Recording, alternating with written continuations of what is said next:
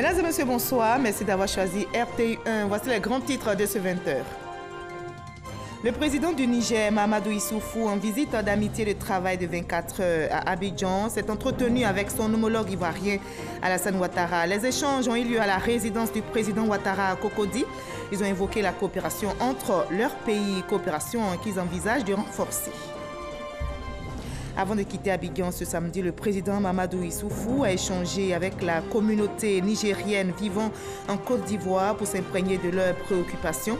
La diaspora nigérienne a été invitée à donner une belle image de leur pays en contribuant à la paix sur leur terre d'accueil. Le ministre Mamadou Touré poursuit ses rencontres avec les ministères pour arrêter les stratégies en vue de créer et d'offrir des opportunités d'emploi à la jeunesse. Il a déroulé le programme social du gouvernement concernant l'emploi au ministère de l'Éducation nationale et celui de la femme, de la famille et de l'enfant. Aux États-Unis, un Boeing 737 de la compagnie Miami Air International a manqué son atterrissage sur une base navale en Floride et terminé sa course dans un fleuve. Pas de blessés graves. L'appareil en provenance de Cuba avait à son bord 143 passagers. Soyez les bienvenus sur RTI1. Joindre l'utile à l'agréable à l'université. Si vous voulez, comment allier études et culture et réussir sa formation universitaire. Culture et éducation, quel avantage pour l'étudiante ou l'étudiant? La page culture de ce samedi, vous l'avez compris, lève un coin de voile sur les activités culturelles en milieu universitaire, notamment le FESTUAC, le Festival universitaire des arts et de la culture, activité phare organisée chaque année par le Centre régional des œuvres universitaires d'Abidjan 1. Le CROU d'Abidjan 1 est représenté sur ce plateau ce soir par M. Sanogo Seydou. Il est le sous-directeur chargé des activités sociales, culturelles et sportives. Bonsoir, M. Sanogo Seydou. Bonsoir, Marie-Laure. Alors, en organisant le FESTUAC depuis des années, précisément depuis 2005, cela fait 14 ans maintenant. Alors, le CROU d'Abidjan 1 démontre qu'il ne s'occupe pas seulement des questions de restauration ou de logement, mais également, vous misez sur les activités culturelles. Dites-nous pourquoi. Justement, pour permettre à l'étudiant d'être épanoui en dehors des études. Donc, hors des amphis? Hors des amphis. Vous vous occupez des étudiants aussi? C'est ça. Vous allez nous en dire davantage dans une trentaine de minutes. On va se retrouver tout à l'heure pour voir l'alliance qu'il y a entre éducation et culture. À tout à l'heure. C'est ça, avec beaucoup de plaisir. Merci beaucoup. Vous restez pour le moment avec nous. Je le disais tantôt, le président du Niger, Mahamadou Issoufou, a achevé sa visite d'amitié et de travail de 24 heures entamée ce samedi à Abidjan. Le chef de l'État nigérien et son homologue ivoirien, Alassane Ouattara, ont eu un entretien important, notamment sur la coopération entre leurs pays. Le président nigérien s'est envolé pour Niamey après son bref séjour. Voilà, je vous propose maintenant la rencontre entre le chef de l'État nigérien et son homologue ivoirien, le président Alassane Ouattara. Les échanges ont eu lieu à la résidence du chef de l'État ivoirien à la Riviera Golfe à Cocody. Ils ont évoqué la coopération entre leurs pays et les questions régionales et internationales. On fait le point avec Viviane Aïmé.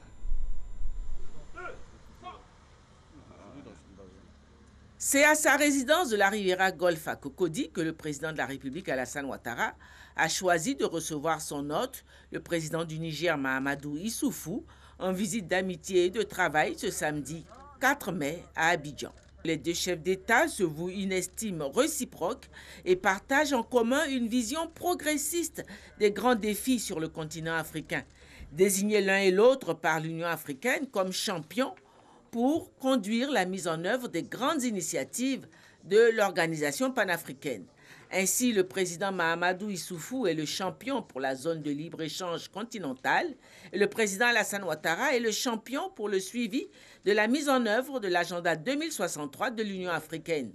Ajoutés à cela, les deux chefs d'État ivoiriens et nigériens sont aussi membres de la Task Force, qui est le pool des chefs d'État devant conduire la création de la monnaie unique africaine. C'est dire leur engagement et leur implication personnelle pour faire avancer le continent africain. Les échanges qu'ils ont eus ce samedi à Abidjan ont porté sur ces différentes questions d'intérêt commun, sans oublier la question de la lutte contre le terrorisme dans la région ouest africaine, devenue une urgence. Les deux chefs d'État ont par ailleurs décidé de renforcer l'axe Abidjan-Niamey.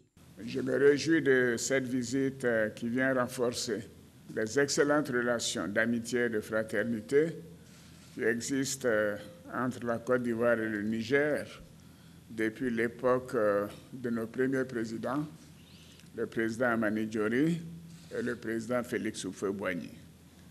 Je voudrais profiter de votre présence à Abidjan pour me féliciter de l'exemplarité des relations de coopération qui unissent nos deux pays ainsi que du comportement remarquable, et je tiens à le souligner, de la communauté nigérienne en Côte d'Ivoire, tout comme son importante contribution à l'essor économique de la Côte d'Ivoire. Monsieur le Président, chers frères, nous venons d'avoir un entretien très fructueux au cours duquel nous avons réaffirmé notre volonté de renforcer davantage les relations entre nos deux pays. En effet, en dépit des importantes potentialités qu'offrent nos deux pays, le volume des échanges demeure très faible et cela, nous l'avons déploré. Nous nous sommes donc accordés sur la nécessité de dynamiser ces échanges à travers l'identification de secteurs d'échanges prioritaires tels que l'agriculture, l'élevage, le transport, ainsi que la promotion des investissements dans nos deux pays. À cet égard, nous invitons le gouvernement et la population nigérienne à s'approprier le port autonome d'Abidjan et le port sec de Késédougou, dont les travaux débuteront très prochainement afin de bénéficier de leurs extraordinaires atouts.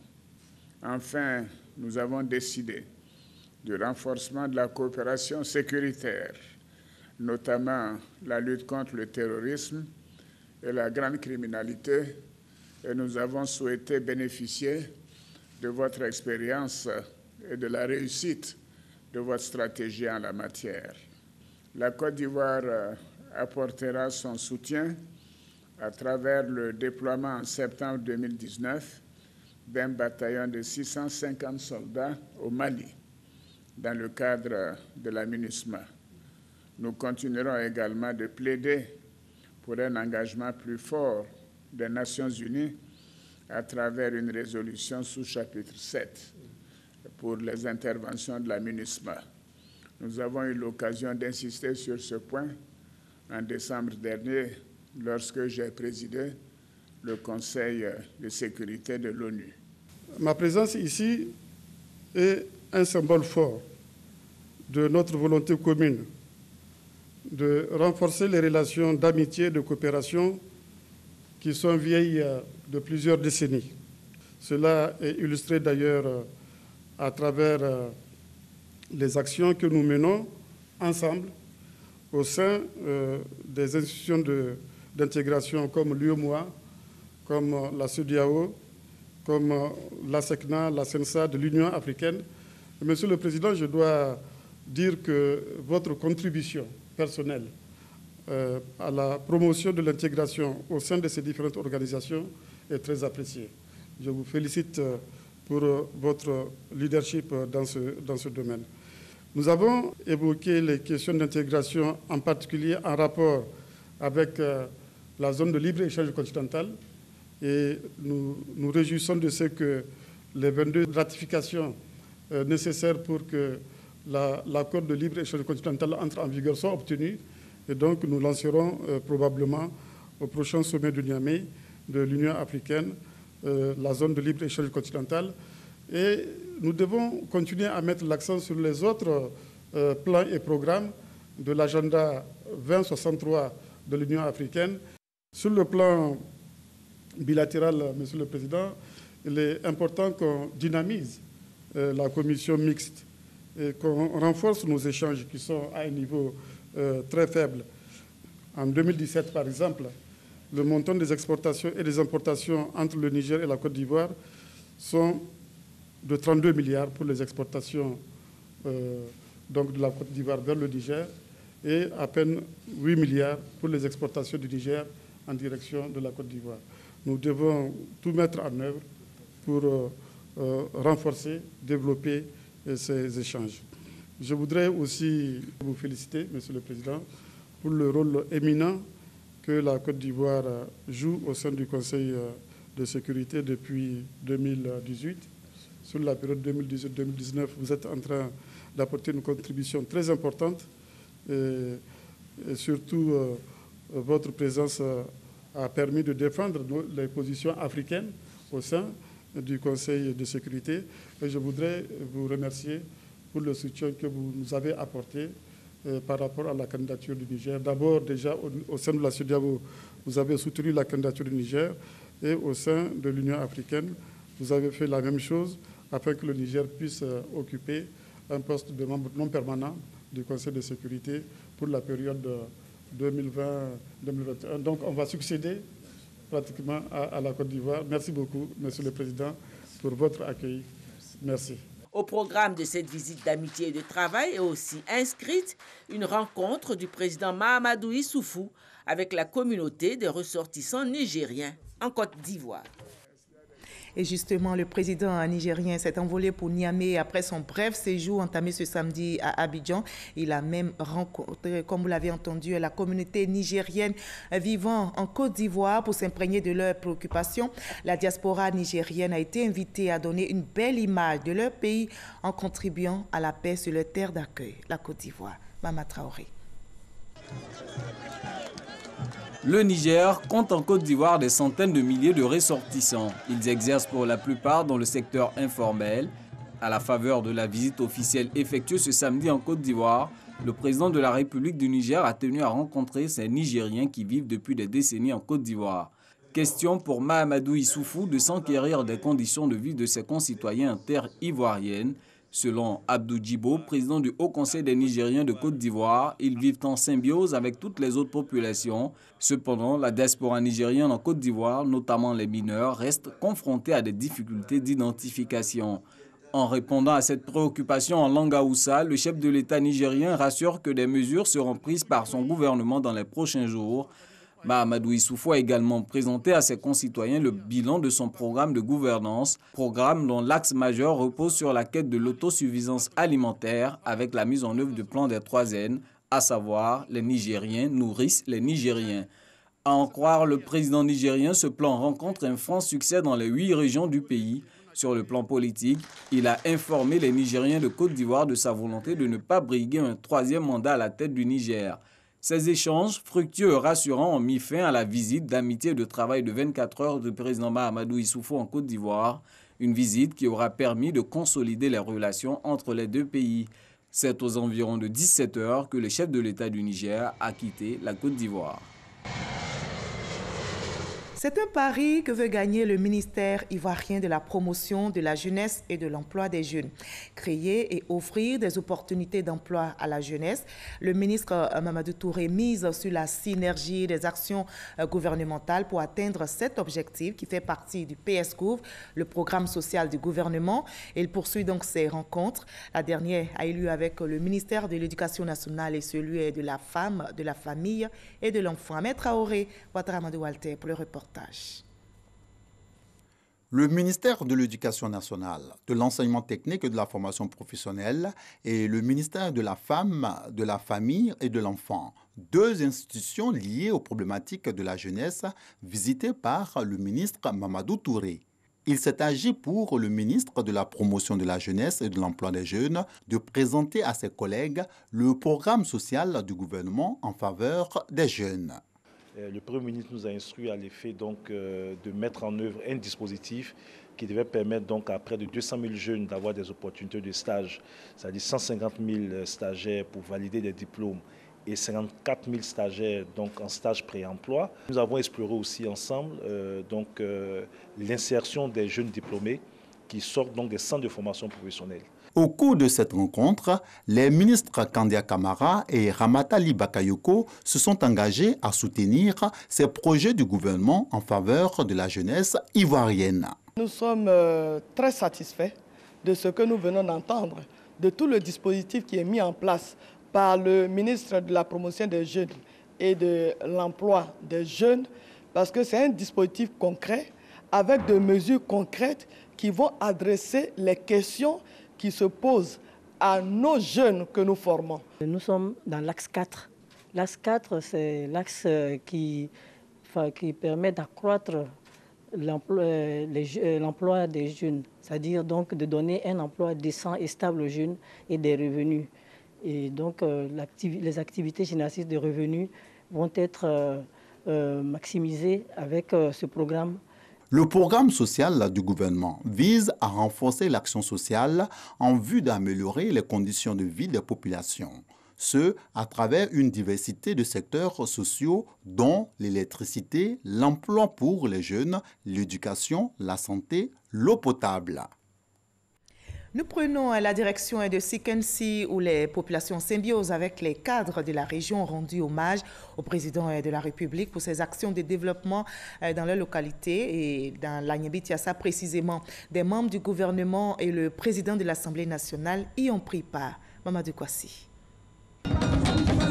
Elles sont venues de tous les villages et hameaux du département de Sikensi. Ces populations dans toutes leurs composantes sociales et politiques saluent le retour de la paix et de la cohésion sociale dans la région de l'Agnébitiassa et particulièrement dans le département de Sikensi.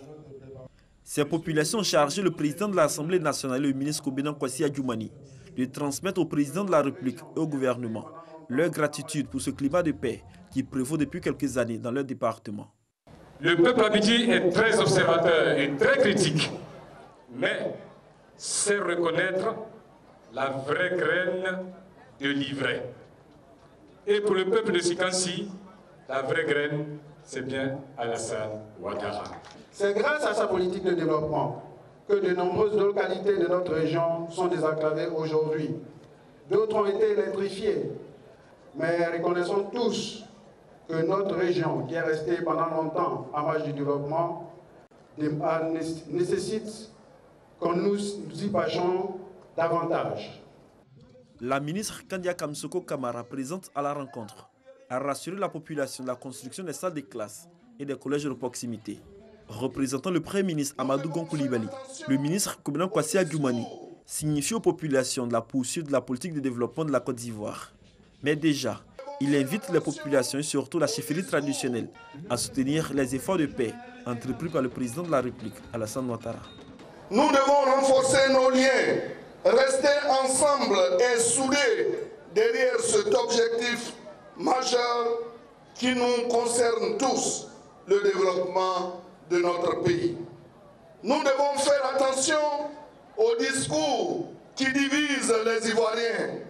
Invité spécial de cette journée de reconnaissance et d'hommage au président de la République, le président de l'Assemblée nationale, Amadou Soumarou, exhorte les fils et filles de Sikensi à promouvoir le vivre ensemble et à renforcer davantage la cohésion sociale.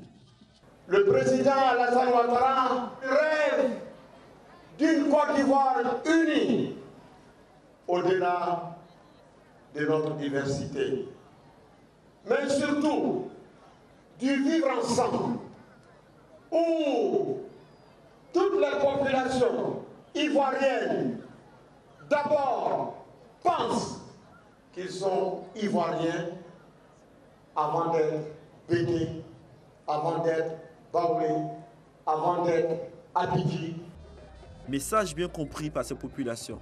Population mobilisée à accompagner le président de la République, Alassane Ouattara, dans sa vision d'une Côte d'Ivoire unie, prospère et rassemblée autour des valeurs de paix. Toujours dans l'actualité politique, les cadres du RHDP poursuivent leur tournée sur le terrain.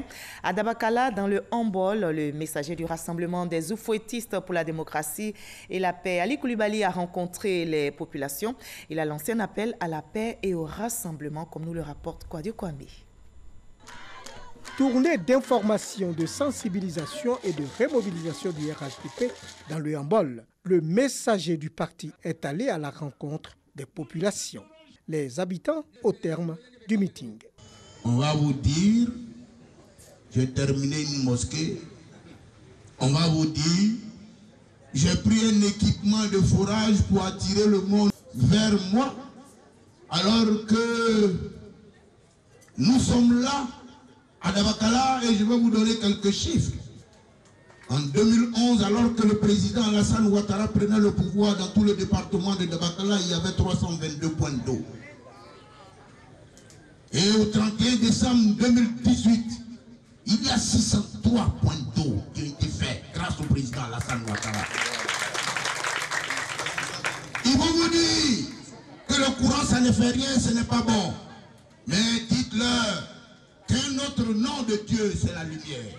Et que le président Alassane Ouattara a donné la lumière à 157 villages sur 215, alors qu'en 2011, le département de Dabakala comptait 16 villages électrifiés. Nous, les femmes du 3e âge, demandons à notre fils Alassane Ouattara de venir nous saluer. On veut lui dire merci pour tout ce qu'il a fait pour Dabakala et nous, ses mamans. Notre pays est en marche. Grâce à un homme, Alassane Ouattara, il est en paix, il est en sécurité. Alassane Ouattara est encore là.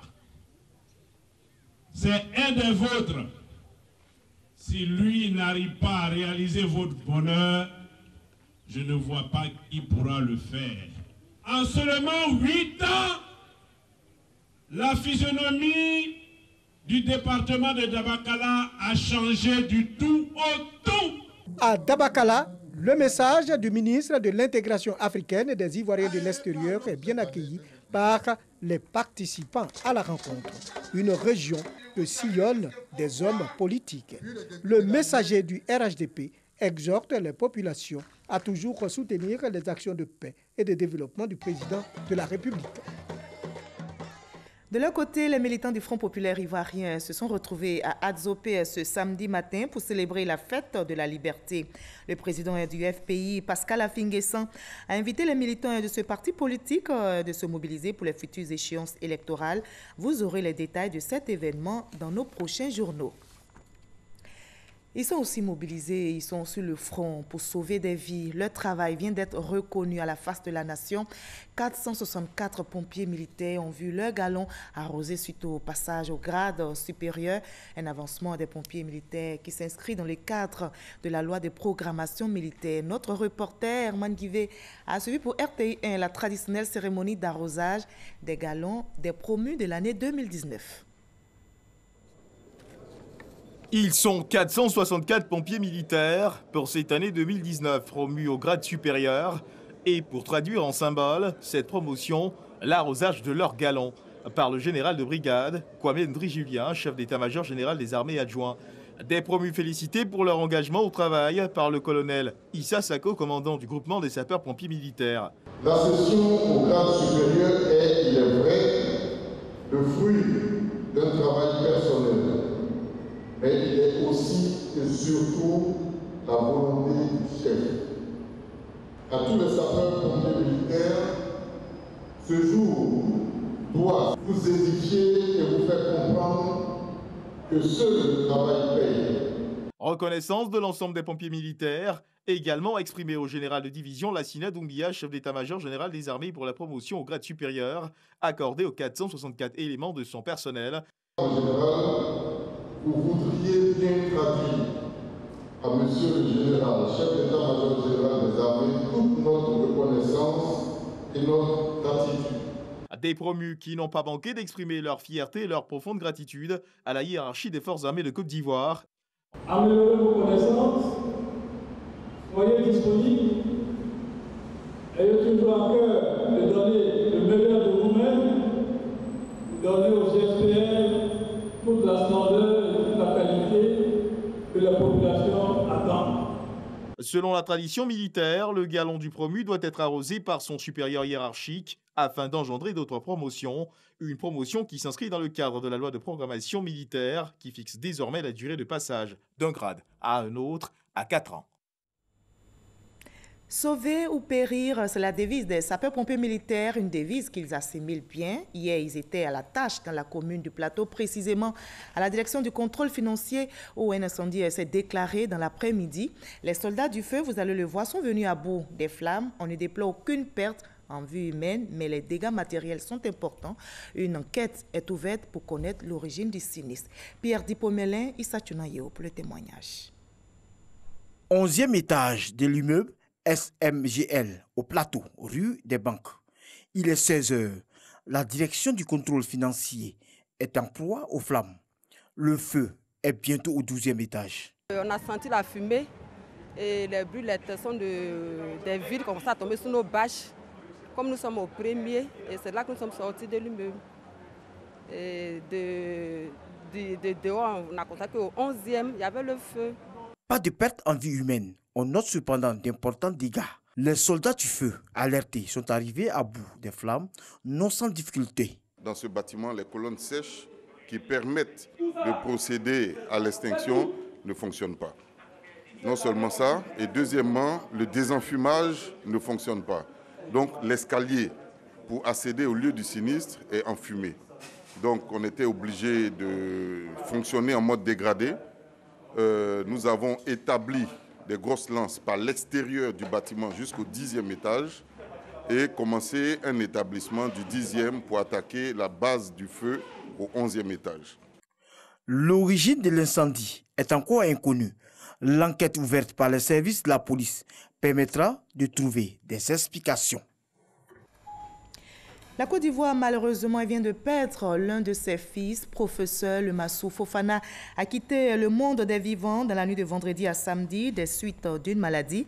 Professeur Lemassou Fofana était cadre du RHDP, PCA de l'Autorité de régulation des télécommunications. Il était archéologue et islamologue, spécialiste du Moyen-Âge africain.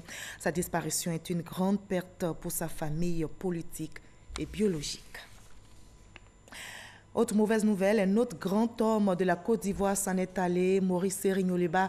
Ça a été le 1er mai, jour de la fête du travail. Il a été ministre dans plusieurs gouvernements en Côte d'Ivoire. Notez qu'il a été également président du Conseil économique et social. Sidonie Davila. Serignoleba, collaborateur de feu Félix Houphouët-Boigny, a tiré sa révérence ce 1er mai, dans sa 84e année. Hospitalisé depuis plus d'1 mois à la suite d'un malaise. L'image que j'ai de mon père, c'est une grande exigence morale.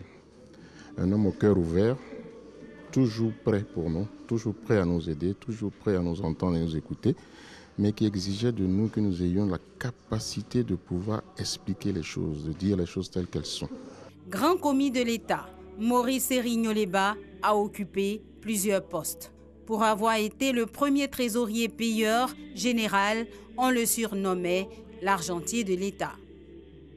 Il avait 24 ans quand le président Houphouët lui demande d'accepter le poste de trésorier payeur qui, en principe, exigeait un âge minimum de 40 ans. Il n'avait pas l'âge et le président de la République a dit mais il a 40, vous avez 40. Vous avez 40 ans. Le collaborateur émérite de feu Félix Houphouët-Boigny a également été ministre du Plan et du Développement, ministre du Commerce, ministre d'État, avant d'être à la présidence du Conseil économique et social, aujourd'hui Conseil économique, social, environnemental et culturel, CESEC. Et je peux dire qu'il avait une vision pour l'institution déjà.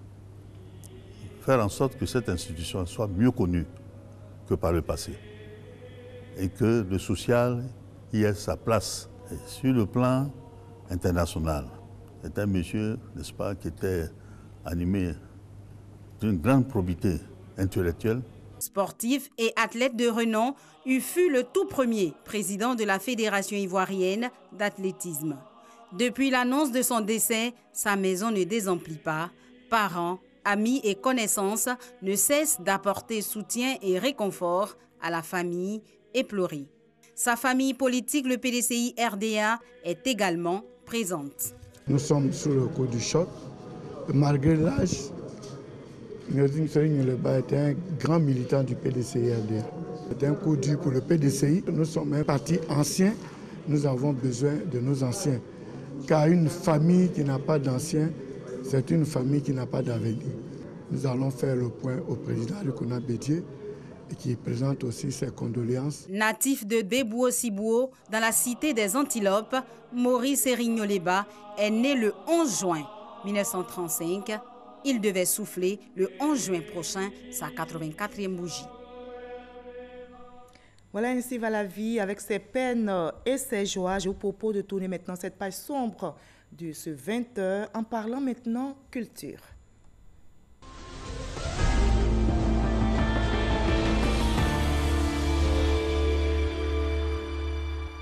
bref, que les lampions se sont éteints ce samedi 4 mai sur la 39e édition du Popo Carnaval. Le vice-président ivoirien Daniel Kablan-Duncan a pris part à cet événement qui prône la culture abourée. On en reparlera dans nos prochains journaux. L'émission de télé-réalité 1 à 12 consacrée aux enfants a connu récemment au Palais de Culture de Trècheville son apothéose des 12 finalistes. Yapo Samuel est sorti vainqueur de la saison 1 de l'émission. La ministre Anne-Désirée Oloto, marraine de l'événement, a encouragé cette approche qui favorise le développement personnel de l'enfant. Chriselle Bédéja Sèche-Colia.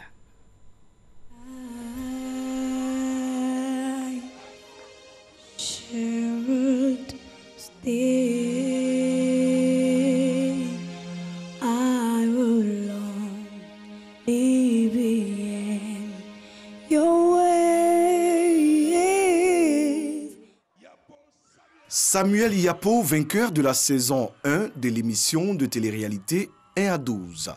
Les 12 finalistes en compétition ont été évalués sur 2 tours de chant, une collégiale et une chanson individuelle. L'émission de télé-réalité 1 à 12 est orientée vers la découverte de talents cachés des enfants dont l'âge est compris entre 1 et 12 ans. Les performances vocales sont privilégiées. Même si ma voix était un peu cassée, j'ai su la maîtriser. C'était mon rêve même de gagner ce concours. Si j'ai gagné, c'est par la grâce de Dieu et j'ai beaucoup appliqué tout ce que les organisateurs, les coachs nous ont dit. La ministre Anne-Désirée Oloto, marraine de cette première édition, a encouragé tous les participants avant de féliciter les organisateurs pour cette initiative en faveur des enfants. Je voudrais les encourager pour cette approche qui favorise le développement personnel de l'enfant. Selon les organisateurs, le vainqueur sera encadré en vue d'une carrière artistique future. On arrive à l'entretien avec notre invité de la page culture de ce samedi. On vous retrouve, M. Sanogo Seydou. Alors, je rappelle que vous êtes sous-directeur chargé des activités sociales, culturelles et sportives au Centre régional des œuvres universitaires d'Abidjan 1. Vous venez d'organiser le FESTUAC, le Festival universitaire des arts et de la culture à l'Université Félix Houphouët-Boigny de Cocody. Alors, les arts culturels qui s'invitent dans les amphis, c'est bien ça? C'est ça. Alors, dites-nous comment les étudiants ont accueilli cette édition 2019. Y a-t-il eu de l'engouement? Oui, effectivement. Merci infiniment, Marie-Laure. Il y a eu beaucoup d'engouement. C'est avec un grand enthousiasme que les étudiants ont accueilli toutes les manifestations qui ont eu lieu du 11 au 12 au 13 avril dernier.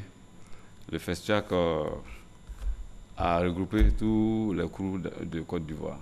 Il faut dire qu'à chaque université est rattaché un centre régional des universitaires. Ainsi, nous avons le crew de Daloa, de Korogo, Abidjan 1, Abidjan 2 et celui de Boaké. Et tous ceux-là se sont retrouvés avec des étudiants au FESTUAC à Abidjan ici. Combien d'étudiants? Vous avez un chiffre? De l'intérieur. En termes de participation? En termes de participation, je vais parler des acteurs. Il y a au moins une centaine qui sont venus de l'intérieur. Des autres universités? Des autres universités, bien sûr. D'accord. Le FESTUAC a 14 ans d'existence aujourd'hui. Oui. Dites-nous, pour cette édition, quelle était l'innovation majeure?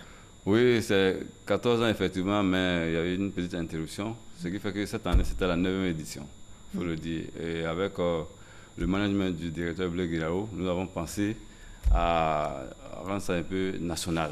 Ce qui fait qu'on a invité toutes les autres universités de l'intérieur à Abidjan ici. D'accord. Alors, la danse, le théâtre, les arts plastiques, il y a même eu un concours Miss Campus qui font partie des activités du FESTUAC. Alors, comment les étudiants, dites-nous, se préparent-ils tout le long de l'année pour prendre part à toutes ces activités? Parce qu'il ne faut pas oublier qu'ils doivent étudier. C'est ça. Oui, ils doivent étudier, c'est vrai. Le programme des études s'impose aux étudiants. Mais à côté de cela, l'aspect social est géré par les centres régionaux des universités. Et c'est ce que nous faisons. Nous avons en notre sein un CUAC, un comité universitaire de l'action culturelle qui regroupe, n'est-ce pas, un certain nombre de clubs culturels d'où s'expriment tous les étudiants. 17 clubs, oui, merci beaucoup. 17 clubs culturels dans lesquels s'expriment tous les étudiants, en dehors des amphis, bien sûr. Comme vous les récupérez Après, oui, alors, oui. Comment est-ce que leurs emplois du temps sont gérés? C'est ce que je veux savoir. Les emplois du temps, c'est simple, c'est ce que j'ai dit. Le programme académique s'impose à l'étudiant. Mais lorsqu'il sort des amphis, il y a un aspect social qui est géré par le centre régional des universitaires. Et alors, c'est à partir de là que nous les accueillons et nous leur proposons des activités à faire. Des activités culturelles, mais aussi sportives. Oui, et puis sportives aussi. D'accord. Oui. Alors, quels sont les impacts de toutes ces activités culturelles, sportives sur les étudiants? Ou si vous voulez, comment la culture ou le sport à l'université peut contribuer à la réussite de l'étudiant? Bon, l'impact, déjà, il y a deux aspects. Déjà, sur place, on peut dire qu'il y a un épanouissement. On peut dire que l'étudiant arrive à se distraire en dehors des études. Maintenant, le deuxième volet, c'est qu'à partir de là, l'étudiant peut s'appuyer sur les éléments que nous lui proposons pour en faire une profession. Et nous avons des exemples à ce niveau.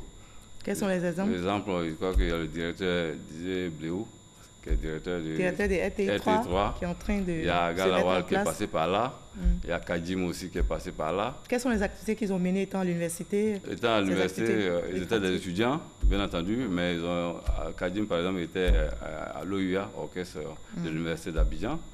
Et il y a Galawal aussi qui faisait de l'humour. Aujourd'hui, je crois qu'il est aujourd'hui un grand humoriste. Un grand humoriste, oui, bien sûr.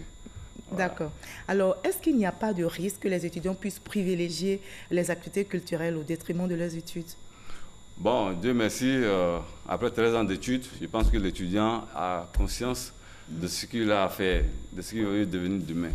Alors, après, pendant qu'ils font les études, lorsqu'ils ont les différents diplômes, ils pensent aussi à leur avenir. Si, chemin faisant, ils trouvent mieux de s'adonner à la culture, je pense que ce n'est plus un risque. Mais désormais, c'est une chance pour eux. Voilà. Donc, ils ne privilégient pas une activité culturelle au détriment de leurs études. Donc, comment vous les organisez? Dans quelles conditions ils s'entraînent? Parce que vous avez dit tout à l'heure, il y a 17 clubs. Oui. Il y a des gens qui font de la photographie. Oui. Vous pouvez citer au moins 5 activités? 5 activités. Il y a le club photo, il y a le club Résus, il y a le théâtre, il y a l'humour, il y a... Même la peinture aussi? La peinture, voilà. D'accord. Alors, dans quelles conditions tous ces étudiants s'entraînent? Est-ce que vous avez toutes les infrastructures au niveau de nos universités, notamment l'université de Cocody? Bon, il faut dire que nous, on a un peu de chance. On a un peu de chance par rapport aux autres, parce que c'était le CNU avant, Centre national. Je veux dire que c'est la structure, mais c'est de là que sont partis les autres centres régionaux. Et avec la petite chance qu'on a, on a quelques salles d'enregistrement pour ceux qui font de la musique. On a un orchestre, et puis les installations sportives, il y en a beaucoup. Voilà. Donc, allez-y. Donc, en dehors de leurs études, on a tous un planning pour eux. Ils viennent, ils étudient les salles, et puis c'est toute une programmation. Quelles sont les conditions?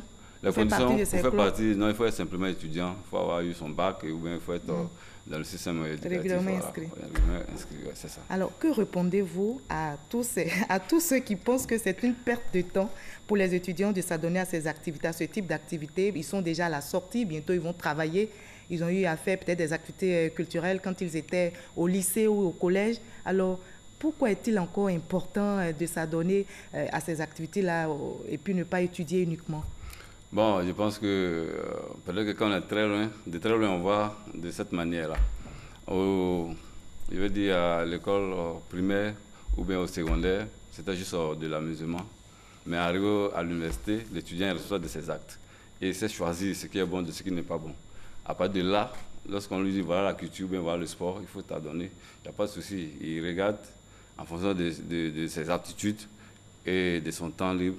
Il arrive à s'insérer dans ce que nous proposons comme programme. Et c'est pourquoi le festival va continuer l'année prochaine? Oui, c'est pourquoi le festival va continuer. La 10e édition? La 10e édition, c'est l'année prochaine, mais on voulait, si vous permettez, on voulait... En quelques secondes, allez-y. On voulait rendre ça un peu international. Il faut signaler au passage que le directeur Blaise Guiraud a souhaité que certains pays de l'Afrique de l'Ouest, comme le Mali, le Togo et le Burkina Faso, puissent venir à travers les directeurs des centres régionaux de là-bas. Ils sont arrivés, ils ont même été membres du jury Donc le fait s'internationalise. Oui, s'internationalise. Merci beaucoup, Monsieur Seydou, d'avoir été notre invité de la page culture de ce 21. Nous avons compris qu'il faut allier éducation et culture. Ça forme l'étudiant et c'est bon pour notre avenir. Merci d'avoir été sur notre plateau ce soir. Vous restez avec nous. On va terminer par les États-Unis où un Boeing 737 de la compagnie Miami Air International a manqué son atterrissage sur une base navale en Floride et terminé sa course dans un fleuve. Pas de blessés graves selon les autorités militaires. L'appareil en provenance de la base américaine de Guantanamo à Cuba avait à son bord 143 passagers, dont 7 membres d'équipage. Tous ont été évacués de l'appareil et pris en charge par les services de secours. Vous l'avez compris, ce journal est terminé. Il a été supervisé par Michel Mambo et réalisé par Herbeck. Merci à toute l'équipe technique, surtout à vous de nous avoir suivis. À 23h, retrouvez Kolo Kulibali. Demain, 13h, Hamza Diaby. Moi, je vous retrouve avec le même plaisir demain à 20h. Très belle soirée.